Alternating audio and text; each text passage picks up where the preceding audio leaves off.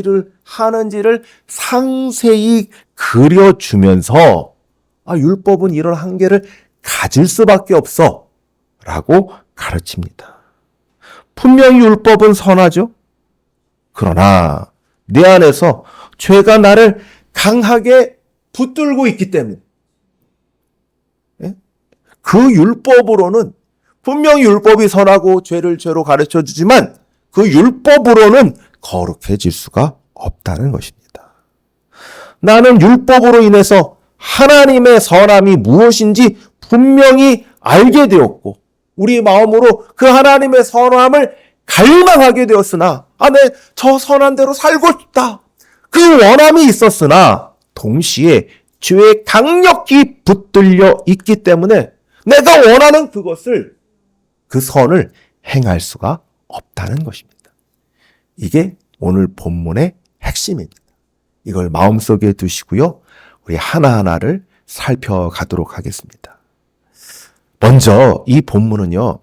14절서부터 25절에 이 나라는 존재가 과연 누구인가? 이게 아직까지도 일치된 견해가 교회사에서 교회 성경 연구가들, 신학자들의 일치된 견해가 없습니다. 왜냐? 본문에는 이 나가 모순된 진술을 하고 있기 때문입니다. 14절 하반절을 보십시오. 14절 하반절 나는 육신에 속하여 죄 아래 팔렸도다. 여기서 말하고 있는 게 뭐냐 하면 신분이 팔렸다라는 건 죄와 노예를 뜻하는 거죠. 죄 아래서 죄가 여전히 주인으로 있다는 셈인 거예요. 그러니 이 나는 신자일 수 없고 불신자라는 것이에요. 근데요, 22절을 보십시오. 22절. 내 속사람으로 하나님의 법을 즐거워하되. 그러니까 반대편에서 이렇게 하는지요. 아니, 불신자라뇨. 어떻게 불신자가 하나님의 법을 즐거워할 수 있습니까? 그리고 우리가 지난주에 살폈던 전문맥에서는 이렇게 얘기하죠. 계명이 이르지 않으면 내가 죄인이라는 것을 깨달을 수가 없어요. 계명이 이뤄서 내가 죽게 되었잖아요. 이거는 신자의 심령이 아니고서는 알 수가 없는 것 아닙니까? 그러니까 14절서부터 15절은 한편으로는 내가 죄를 행할 수밖에 없는, 의를 행할 수 없는 철저한 무능이라는 그런 죄인이라는 것을 볼 수도 있고, 또 한편으로는 하나님의 선함을 알고 하나님의 율법을 즐거워하는 그런 모순된 진설. 그러니까 이럴 수는 없다는 거죠. 14절서부터 25절.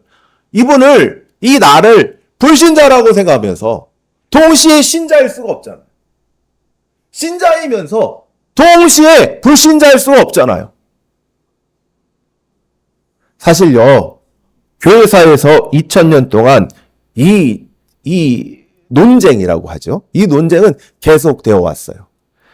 처음 300년, 초대교회를 얘기합니다. 300년은 헬라 교부들은 대체로 이 사람을 아직 하나님의 은혜를 알지 못한 채 자기의 힘으로 도덕적 이상에 이르고자 하는 사람으로 봤어요.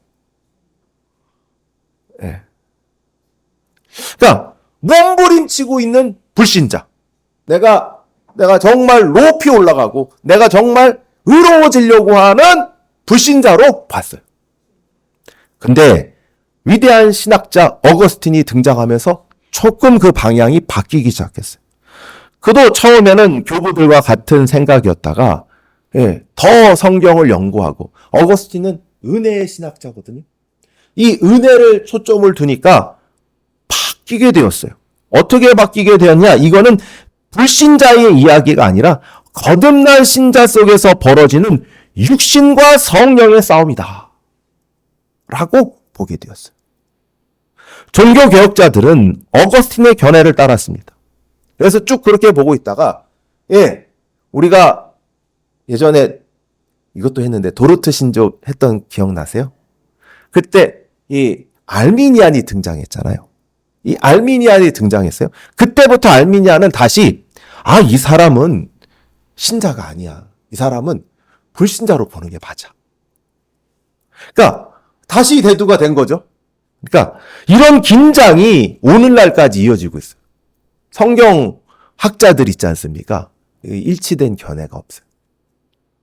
근데 많은 학자들은 오늘날 이 나는 이미 구원을 받았으나 아직 완전히 자유롭지 못하는 이미와 아직 사이에 어떤 신자의 실존으로 보고 있어요. 저는 그래서 이 문제를 가지고 쉽게 이게 옳다, 저기 옳다라고 말할 수 있는 본문은 아닙니다. 이거를 먼저 알고 우리가 봐야 될 것 같아요. 그러니까 이 본문을 읽으면서 우리가 겸손한 마음으로 다른 견해를 가질 수도 있겠구나. 교회사에서 아직까지 풀리지 않는 난제이구나. 저는 이 난제가 우리 주님 다시 오실 때까지 계속 이어질 것 같아요. 그러나 우리가 놓치지 말아야 될 게 있어요. 어떤 거냐면 지금 이게 이 본문에서 이 설교를 할 때 많은 설교자들이 범하는 오류 중에 하나는 이 나에만 초점을 맞추는 거예요. 아니에요. 그러면 안 돼요. 본문은 뭘 하고 있어요? 율법의 한계를 명확히 해주기 위해서 이 설명을 하고 있는 거예요. 그러니까 우선 하는 것은 율법이 의롭게 하지 못하고 거룩한 성화를 이루지 못한다는 것을 보여주는 사례가 바로 나라는 거예요. 요거를 붙잡아야 돼요. 그리고요, 제 말을 또 오해하셔서는 안 되는 게, 이래도 좋다, 저래도 좋다, 이렇게 하자는 게 아닙니다.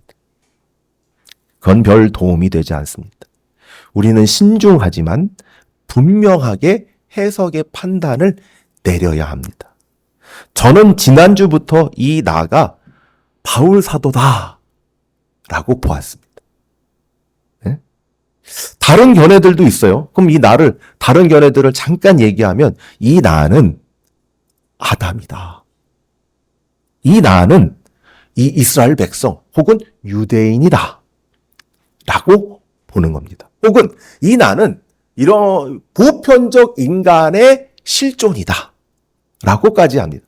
그리고 대부분 이거를 다 포괄한 게 아니냐. 그러니까 바울 사도이기도 하고 아담이기도 하고 유대인이기도 하고 이런 보편적인 것들을 다 포함하고 있는 나가 아닌가라고 보고 있습니다. 그렇지만 저는 이 글이 편지라는 것을 주목해야 된다고 생각합니다. 편지잖아요. 편지에서 나는 편지를 쓴 사람입니다. 맞죠? 그래서 바울 사도라고 보고 있어요. 가장 자연스럽고 있는 거죠. 그러면서 본문의 내용은 율법을 알고도 지키지 못하여 좌절하고 고통당하고 있는 사람, 이걸 그리고 있는데 이 바울 사도라고 보면 이런 문제가 있죠. 회심 이전이냐 아니면 회심 이후냐. 그런데 이런 실존적인 좌절과 낭망은 회심 이전에는 가질 수가 없어요. 예수 믿기 이전에는 이런 질문을 할 수가 없어요. 특별히 바울 사도 한번 생각해 보세요. 바울 사도가 스데반 집사가 돌로 맞아 순교할 때 마땅하다라고 생각했어요. 그는 스스로 율법의 의로는 흠이 없다고 생각했어요. 또한 예수 믿는 그리스도인들을 핍박하는데 가장 앞장선 인물이에요. 그에게 후회라든지 그에게 내가 율법을 다 지키지 못해 하는 마음의 조각조차도 보이지 않아요. 그가 언제 후회하고 갈등했을까요? 그가 언제 죄인 중에 괴수라고 스스로 생각했을까요? 바로 회심 이후입니다. 율법을 진정으로 깨닫고 내가 이 율법을 지킬 수 없구나. 지킬 수 없기 때문에 죽을 수밖에 없는 존재이구나. 그걸 언제 알았냐고요? 예수님 만나고 나서. 회심 이후에. 저는 이 나를 회심 이후 초기의 바울 사도라고 생각합니다. 아마도 회심, 예수님을 만났지만 그의 그 옛날의 그 모습이 있잖아요. 유대인의 모습이 있잖아요. 그쵸? 열심히 있었던 그 바리새파의 그 모습이 있잖아요. 그럼 어떻게 했겠어요? 율법을 지키고자 했겠죠. 지켜서 의로워지고자 했죠. 근데 그때 어떻게 돼요? 철저히 깨졌던 거죠. 아, 지킬 수가 없구나. 내가 율법을 지킬 수가 없구나. 그런데 이 부분을 로마 교회에서 율법을 지켜서 거룩하고자 하는 성도들에게 자신의 이야기를 통해서 그럴 수 없다는 것을 가르치고 있는 것입니다. 이걸 머릿속에 두고 우리 한번 들어가 보도록 하겠습니다. 14절을 보시면 육신에 속하여 라고 말씀을 합니다. 이 육신은 사륵스입니다. 사륵스는 죄에 가득 찬 인간의 타락한 본성 상태를 가르칩니다. 그러니까 이 육신은 성경에서 말하는 이 육신 있잖아요. 죄하고 상관없는 이 몸 있잖아요. 이거는 소마라고 하고요. 사륵스는 죄의 타락한 상태의 인간 조건, 인간의 인격을 가르칩니다. 이렇게 보면 불신자처럼 보일 수도 있지만 곰곰이 생각해 보세요. 바울 신학에서는요. 썩어져가는 구습의 옛사람이 있죠. 그리고 새 사람이 있어요. 근데 이 두 가지가 어떻게 해요? 한꺼번에 존재합니다. 성령의 소욕과 육신의 소욕이 동시에 존재하죠. 그리고 성령의 소욕과 육신의 소욕은 서로 어떻게 하죠? 싸우는 관계죠. 성령의 소욕대로 살면 육신의 소욕이 죽고 육신의 소욕대로 살면 성령의 소욕이 죽는 그런 관계에 있습니다. 사륵스는 인격 안에 잔존하는 죄를 나타내는 것입니다. 이 죄는 우리에게 영향을 미쳐요. 비록 예수 그리스도를 믿어서 은혜의 통치와 지배가 시작되었지만 완성되지는 않았던 것이죠. 여전히 우리 안에 잔존하는 죄의 세력이 있다는 것입니다. 그렇게 되었을 때 15절서부터 17절에 어처구니 없는 모습이 나오게 됩니다. 15절을 참 의미시작한데 제가 세 번역으로 읽어보겠습니다. 나는 내가 하는 일을 도무지 할 수가 없습니다. 내가 해야겠다고 생각하는 일은 하지 않고 도리어 해서는 안 되겠다고 생각하는 일을 하고 있으니 말입니다. 그래서 내가 두 개로 나뉩니다. 내가 원하는 것, 의롭다고 생각하는 것은 안 한다는 거예요. 내가 미워하는 것, 야 이건 하면 안 돼. 이건 절대로 하면 안 돼. 라고 하는 것은 반드시 한다는 거예요. 하나님이 하라는 것은 하지 않고 하지 말라는 것만 골라서 하는 거예요. 계명이 받고야 이거는 하나님이 하지 말라는 거야. 이건 하나님이 하라는 거야. 라고 하면 이 계명을 발판 삼아 지렛대 삼아 우리 안에 있는 잔존하는 죄의 세력을 죽이는 게 아니라 더 한다는 거예요. 더. 여러분 이 갈등은요. 가끔씩 우리 만화 속에 나오는 아이들 만화 속에 나오는 여기 이렇게 머릿속에 이렇게 딱 대면서 천사 하지 마라. 악마가 이렇게 아니야 해도 돼. 이런 싸움이 아닌 겁니다. 이런 단순한 문제가 아니에요. 매우 존재론적인 심원한 문제입니다. 이걸 그래도 비슷하게 설명하는 것이 프로이드의 이드와 그러니까 무의식과 초자아라는 문제가 있어요. 인간의 시면에는 거대한 악, 잔혹하고 더러우면서 끈적한 욕망이 있어요. 이들을 설명할 때 빙산의 일각을 설명합니다. 바다에 보면 빙산이 막 떠있죠. 그럼 해수면으로 나온 건 요만큼이잖아요. 작겠다 싶은데 물속에 있는 건 얼마예요? 어마어마하잖아요. 이걸 이드로 설명을 해요. 네. 인간의 시면 안에 있는 이 거대하고 의식하지 못하는 것, 인식하지도 못하는 것, 너무나도 잔혹하고 부끄럽고 수치스러워서 인식이 안 돼. 자기 기만 상태에 있는 그런 영역을 말하는 것. 이것을 심리학에서는 이드라고 말합니다. 반면에 부모님, 선생님, 그리고 또 여러 가지 사회에서 마땅히 이렇게 살아야 돼, 지켜내야 돼 라고 내면에 든 도덕률이 있습니다. 이게 바로 초자아입니다. 그래서 인간의 이드와 초자아는 갈등합니다. 인간의 마음은 그래서 분열이 되는 거죠. 여러분, 그러나 이런 심리학의 지식들도 성경의 설명을 온전히 담아낼 수 없습니다. 생각해 보십시오. 신자들도 다르지 않는데, 아니면 어쩌면 신자들이 가진 초자아, 자아는요, 율법이 왔기 때문에. 율법이 우리 마음 가운데 왔잖아요. 그러니까 그 기준이 하늘에 닿았죠. 단순히 부모님, 사회, 법률이 말하는 것, 이거 해, 이거 하지 마라. 이 정도가 아니죠. 율법이 말하는 건데, 율법은 하나님의 기준 아닙니까? 가장 거룩하고 정결한 것 아닙니까? 그 정결함은 이 세상의 그 어떤 깨끗함보다 더한 것 아니겠습니까? 그 율법이 우리에게 살아가야 될 바를 명합니다. 근데 성도 안엔 여전히 사르스가 있단 말이에요. 사르스가 있다. 그것대로 살 수 없어요. 살지 못해요. 오히려 우리가 알고 있어요. 율법으로 이렇게 살아야 되는데, 이렇게 해야 되는데, 육신에 속한 우리는 순종합니까? 절대로 순종 못하죠. 그래서 이렇게 얘기하는 거예요. 결론은 내가 왜 이런지 모르겠어요. 내 이러면 안 되는 줄 아는데 내가 이러면 안 되는 걸 하는 나는 잘 모르겠어요. 사랑하고 존경하는 주소망교회 믿음의 동역자 여러분, 율법이 우리에게 오면 죄는 율법을 이용해서 이 분열을 조작합니다. 여러분, 율법이 우리에게 온다는 것은 지난주에 살펴봤던 대로 내용을 안다는 차원도 있겠지만 단지 내용을 안다는 것이 아니라 진정으로 하나님의 법을 안다는 거예요. 지키지 못할 때 진정으로 죄인이라는 것을 인정하는 거예요.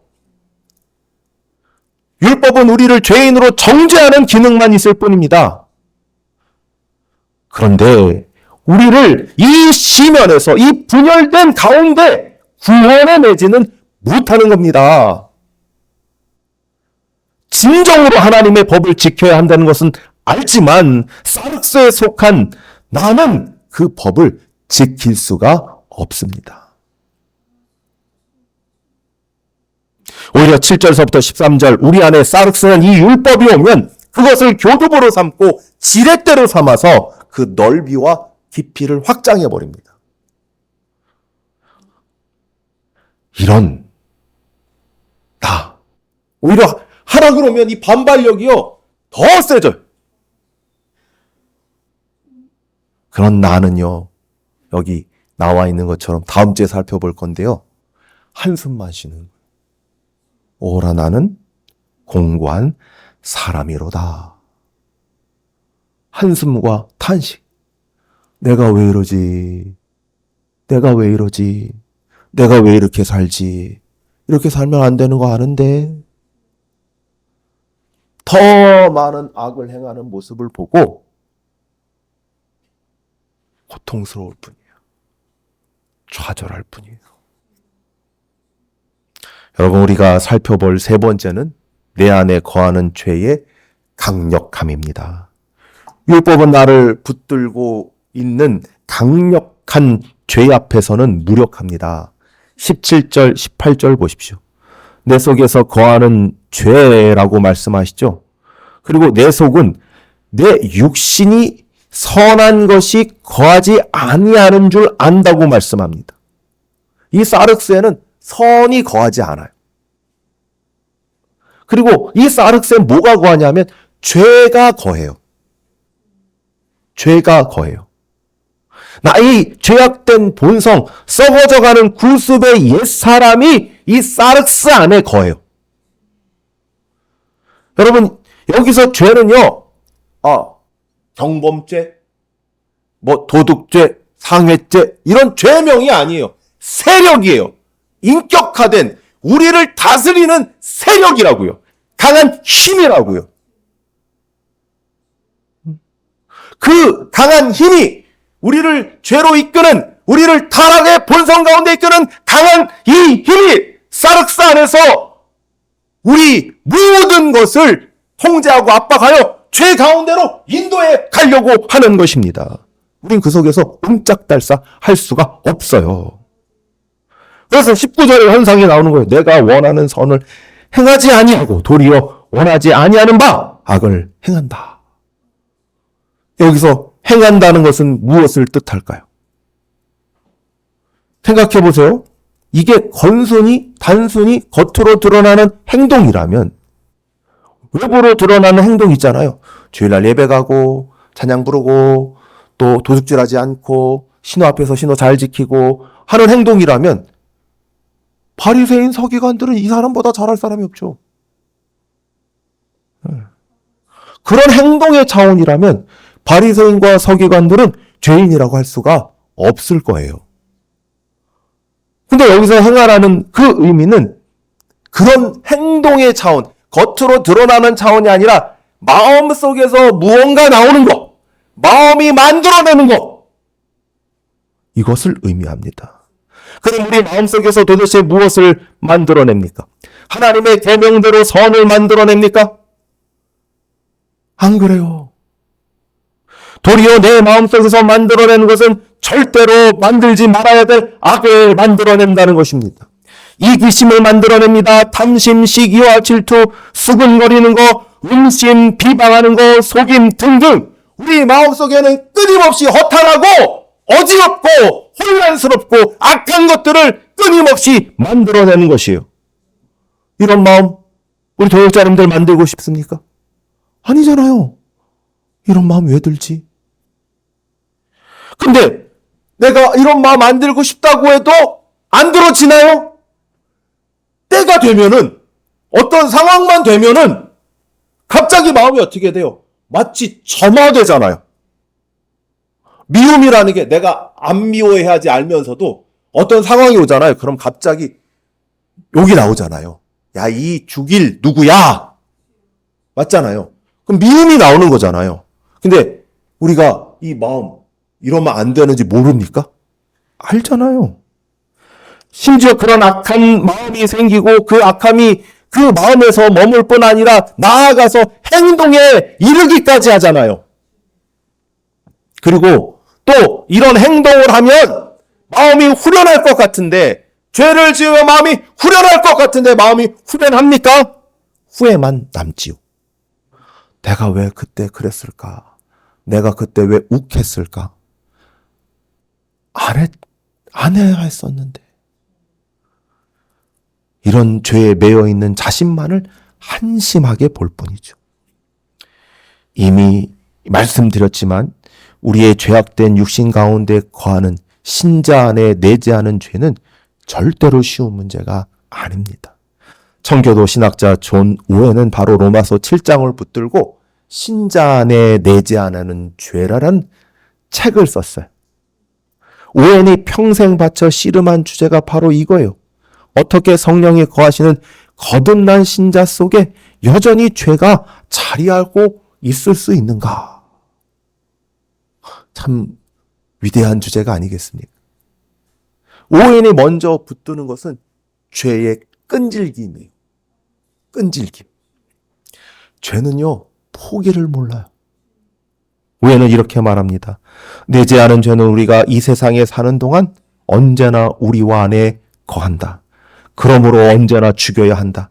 우리가 첫 회심 때 예수 그리스도의 십자가로 모든 죄가 원리적으로는 죽임을 당했고 우리 안에 죄에 대적하는 새로운 원리가 심겨졌다. 그럼에도 불구하고 죄는 가장 뛰어난 신자 안에서조차 여전히 남아서 여전히 활동하고 여전히 일한다. 은혜를 아무리 체험한 자, 바울처럼 저기 하늘의 3층정을 갔다 온 자, 수많은 기적을 행한 자도 사르크스 안에 죄로부터 자유롭지 않다는 거예요. 더 깊게 들어가면 오해는 이 내재하는 죄의 본성을 하나님을 향한 적개심이라고 명시합니다. 죄는요, 단순히 나쁜 습관이나 연약함의 문제가 아니에요. 그 본질은 하나님을 대적하는 것입니다. 우리 마음에 선한 것을 끌어내리고 하나님을 향해 적극적으로 반대하게 하고 우리 영혼을 사로잡아 포로로 끌고 가는 것입니다. 18절 내 속, 내 육신에 선한 것이 거하지 아니한다는 고백이 바로 이것을 뜻하는 것입니다. 내 속에 거하는 그것은 조용히 잠든 연약함이 아니라 하나님을 대적하며 끊임없이 악을 향해 일하고 있는 살아있는 세력인 것입니다. 다시 중심 주제로 돌아가 봅시다. 바울 사도가 이야기하고 있는 것은 율법이 신자를 거룩하게 할 수 없다는 것입니다. 왜요? 우리 신자 안에 타락한 육신, 우리 안에 내재하는 죄가 있기 때문인 것입니다. 그 죄를 율법은 없앨 수가 없어요. 죄 속에서 우리들을 구원해낼 능력이 없어요. 우리가 율법으로 스스로 거룩해지고자 한다면 지금까지 한 말씀대로 우리의 영혼은 더욱 분열되고 우리의 내재하는 죄가 우리를 더욱더 깊은 좌절과 비참한 처지로 이끌고 갈 뿐인 것입니다.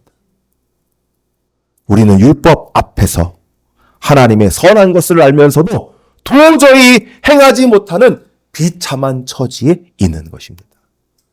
말씀을 맺고자 합니다. 우리가 이 부분을 살펴봤어요. 오늘 나는 초기 바울 사도일 것이다.